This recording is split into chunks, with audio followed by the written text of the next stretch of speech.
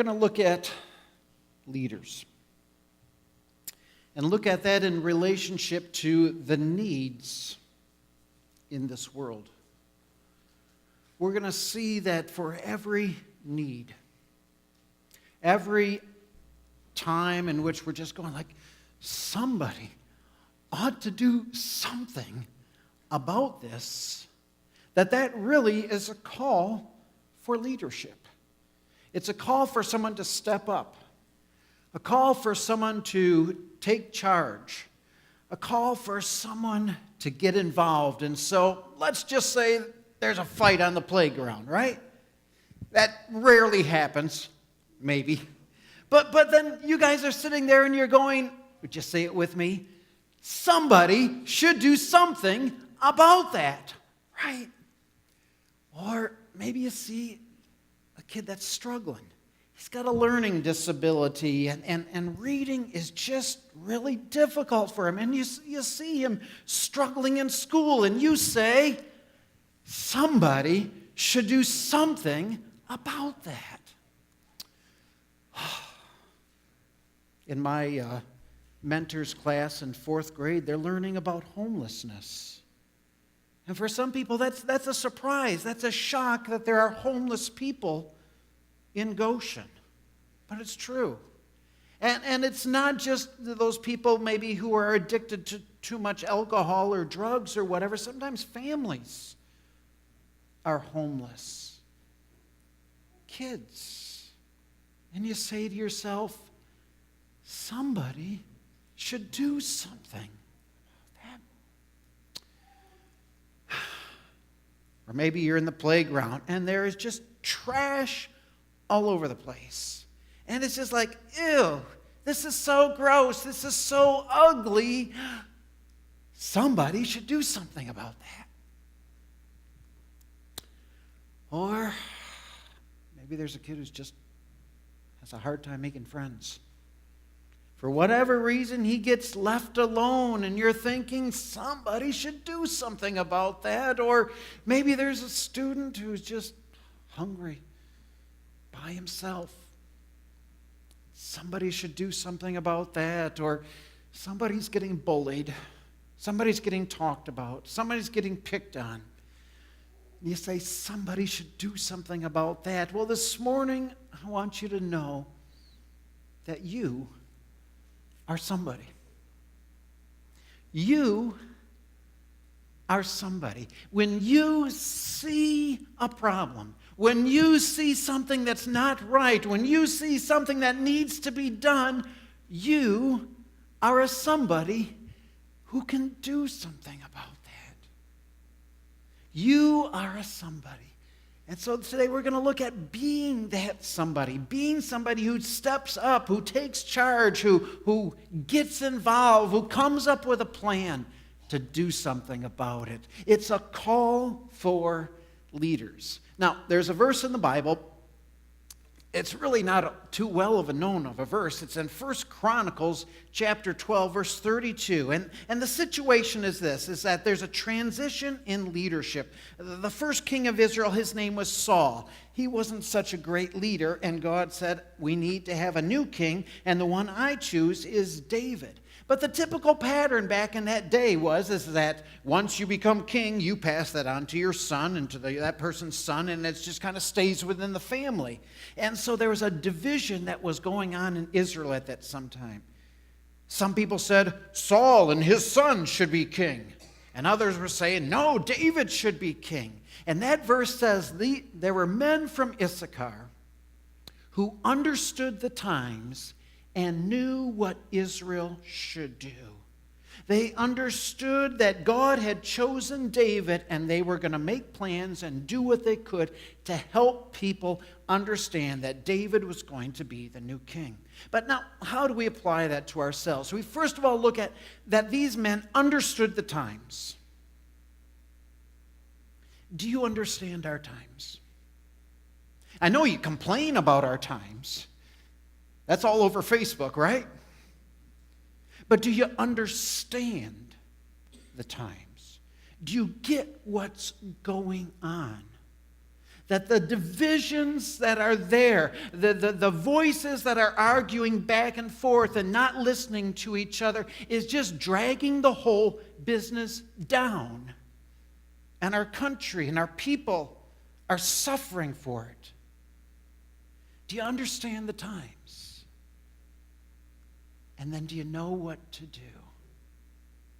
Do you know what to do? Have you been given a vision, given an insight, given an idea, and say, maybe in some way this can help the problem? Now, we talked about on a big level, but let's boil it right down and say, how about at school?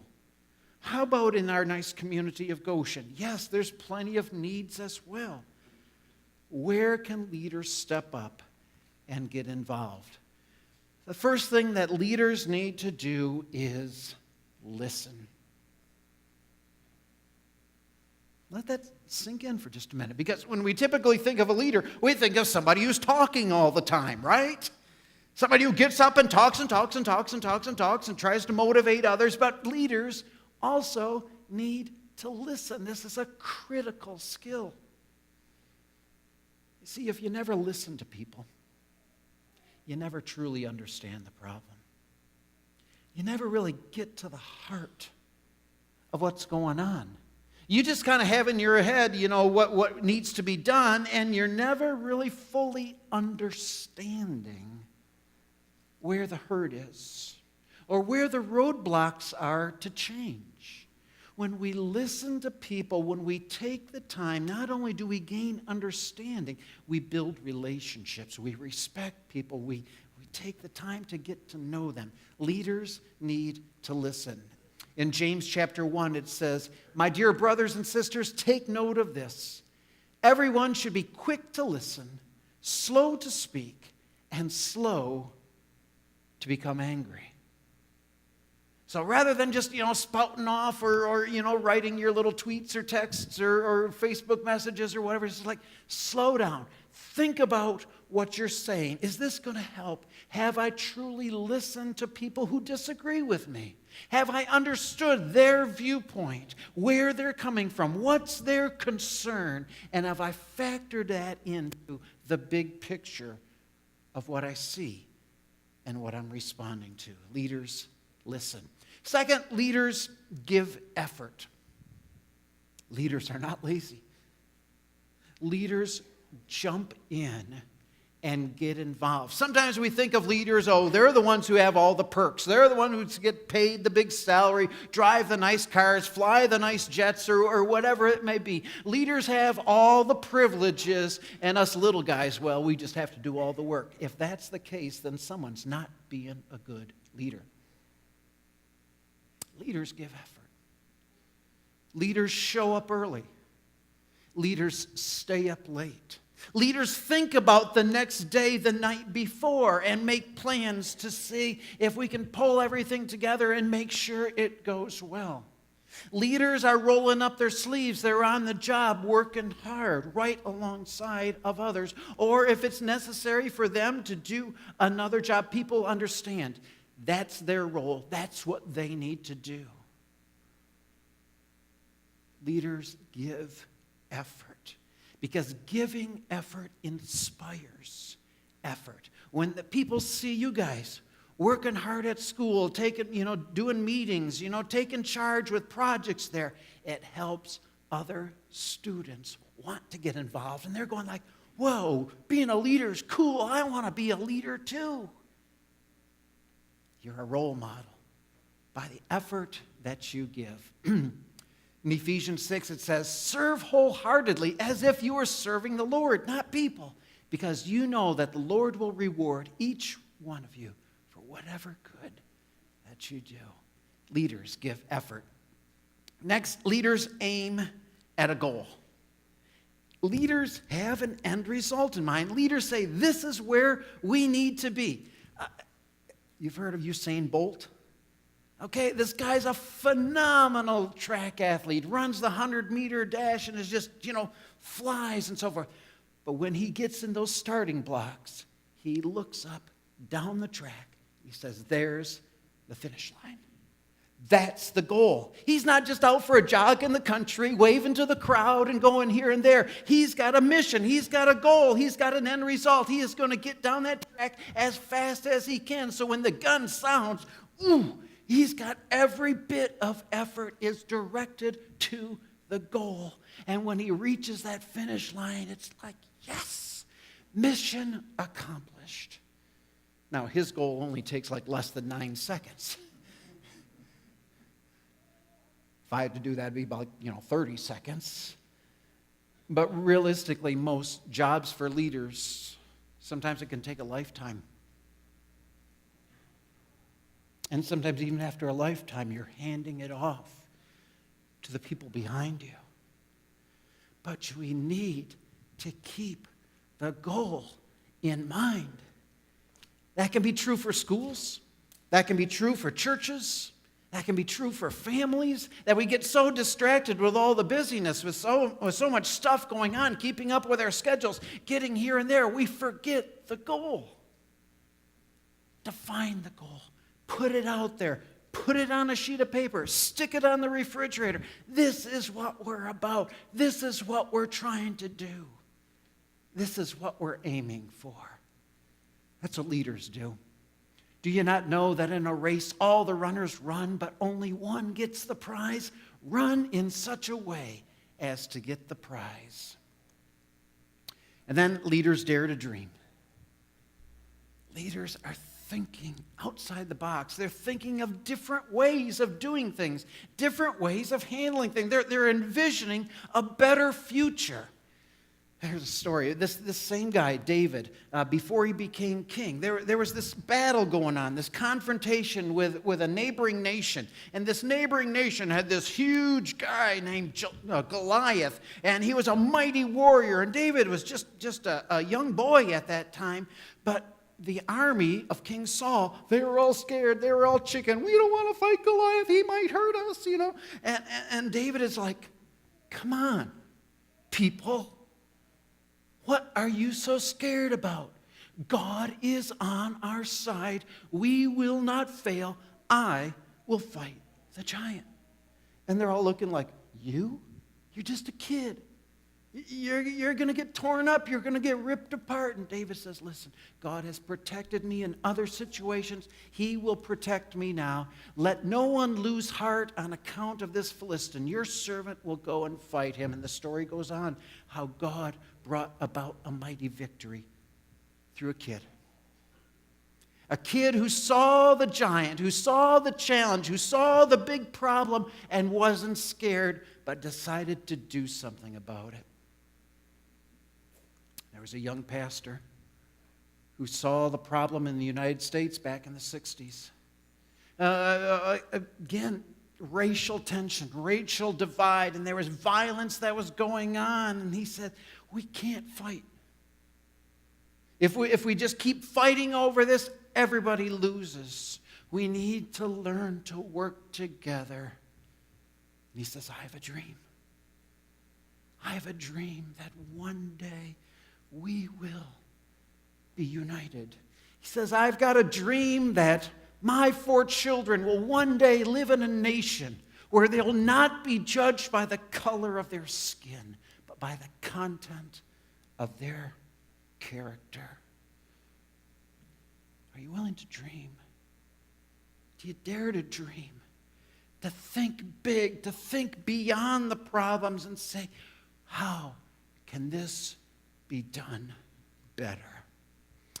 Leaders, they're working hard, also have to work hard on their internal qualities. It's just not just the outside effort, it's who you are on the inside as well. Character and effort need to go hand in hand. There needs to be integrity in leaders.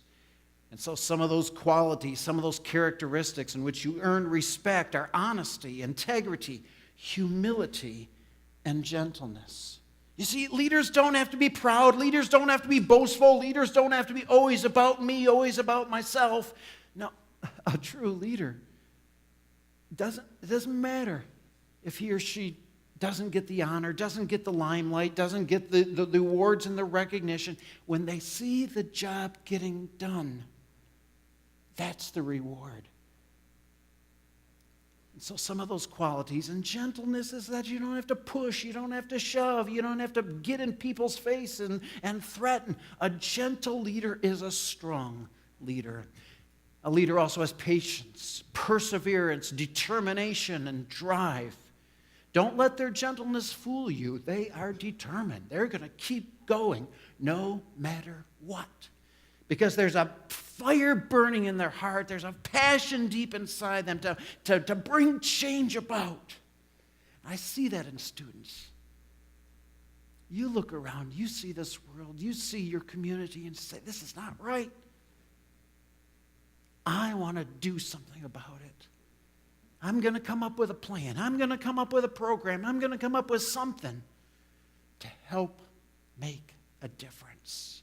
There's patience, perseverance, determination, drive, but then they're also looking towards justice, looking towards equality, looking towards unity, looking towards peace. These things are biblical values. They're rooted in who we are as people. When these things are violated, we know it's not right because God calls us to these things. And we want to keep working until the day in which God sets everything right once again. When you look into your heart, are you happy with what you see? Are those kind of virtues and qualities there within your heart? Most of us are honest. There's some junk there as well. There are times in which we fall short. The Bible calls that sin, and it's just really part of the brokenness that's in our world.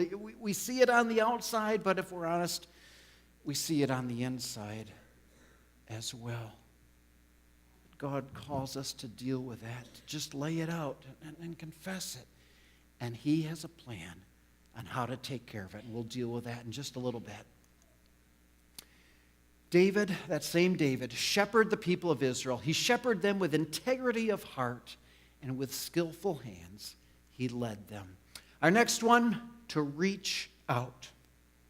To reach out. Easy to say, sometimes hard to do. Because, well, reaching out sometimes is beyond our comfort. We don't know this person. We don't understand them really. And so to reach out, to make friends, to build teams, boy, it takes a lot of work. It takes a lot of effort. Just even learning people's names, learning who they are and what is their story and what makes them who they are. But reaching out is so important to helping build people up. Poor leaders try to divide. Good leaders try to bring people together. We get so focused on all of our differences, we don't realize there's so much alike and that we have common as people. Good leaders try to bring that together, bring all the qualities, all the gifts, all the skills and experiences from every culture and from every different, person, to bring that together as a team, to work together for the good. It was about 10 years or so ago. There was this tragic accident. This interstate highway bridge over the Mississippi River in Minneapolis suddenly collapsed one morning. Many people were injured. A few people died. And everybody's going like, how did that happen? How did that happen? Well, when they started doing the investigation, it was like going back over 20 years earlier. Engineers had determined this bridge is being structurally compromised. Maybe it wasn't the highest on the list, but it was a bridge that needed to be scheduled for repair and replacement. But you know how it is. Budgets go, and there's more pressing needs, and nobody wants to, put money for infrastructure and all these kinds of things. And it just got left and pushed further back on the agenda. And then one day, tragedy happened. You see, every kingdom that's divided against itself will be ruined. And every city or household divided against itself will not stand. And if we as a community just ignore the differences and ignore the problems and ignore the division, it's going to hurt us. But I see our children leading the way, saying, let's get to know each other. Let's talk together. Let's work together to build up rather than tear down. We need to reach out. Reach out to one another. And I know it's uncomfortable, but we do it. We want to reach out and we want to hold hands. We want to work together. We want to cross those bridges and make those bridges safe and sound. So that as a community, we have great strength. Paul says, make every effort to keep the unity of the Spirit through the bond of peace. And then finally, sacrifice. Yeah, not a fun word, because it means personal sacrifice. Leaders have to be willing to go through difficult times. It would be so nice if you just share an idea, everybody gets on board, everybody works hard, it's all accomplished in a short period of time, but the reality is that there's always obstacles. There's always opposition. There's always somebody who's going to disagree with you, and sometimes a leader suffers for that. Does that mean you give up? Does that mean you say you're wrong? Does it just mean someone else take care of it? I'm sick of this. I'm going home. No. Leaders hang in there. And that drive and that determination says, I am willing to sacrifice. I'm willing to take some abuse. I'm willing to sit down and work hard to listen and understand. I'm willing to work hard on my character so that people can see I'm a person of integrity, and keep going until the job is done. Greater love has no one than this, and he's willing to lay down his life for his friends. You see, we live in a world that just seems like it's spinning out of control. There's just so many problems here, there, and everywhere, and so many people just want to throw up their hands and say whatever, but it doesn't solve the problem. Well, our God up in heaven didn't just simply throw up his hands and say, fine, if that's what you people want to do, go for it. I don't care anymore. God cared so deeply that he was willing to sacrifice. He sent his son, Jesus Christ. When we're all saying somebody should do something about this, God sent Jesus to this world. And through his teaching and through his work, but ultimately when he died on the cross, he paid the penalty for sin. Remember, we were talking about all that internal junk inside, and as well as all the stuff on the outside. Jesus paid a price that kind of settled it. He broke the power of darkness. He broke the power of sin.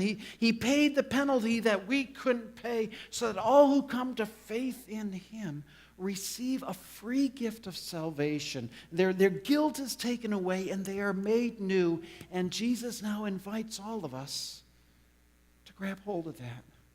He invites us to receive his free gift that he accomplished for us on the cross. And then he calls us. Those who've received that gift, he calls us to join him in his mission.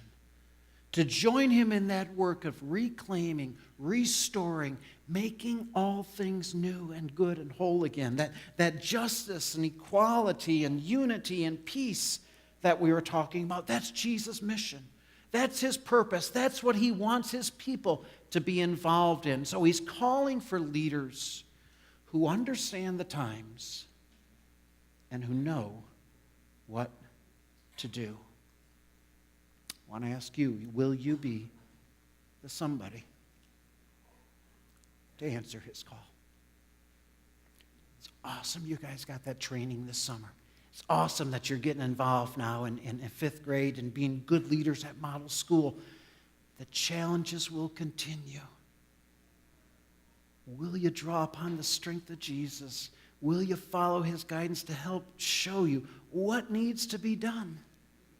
Listening, drawing others to yourself. Jesus is the greatest leader who ever lived. And he showed us how much he loves us when he gave his life for us. And now he invites us to join him in his mission, in his purpose. Would you join me in prayer? Jesus, it's tough being a leader. So much easier just to say somebody should do something about that. But you call us to step up, to step forward, to take hold, to grab on, to think, to dream, to work hard, to aim at a goal, and to put these things into practice. Thank you for showing us the way. Thank you for taking care of our problem and showing us how to work on the problems in our world. Thank you for each one of these students and every other person here, Lord, because you're calling all of us to be leaders in our community for you. In your name we pray. Amen.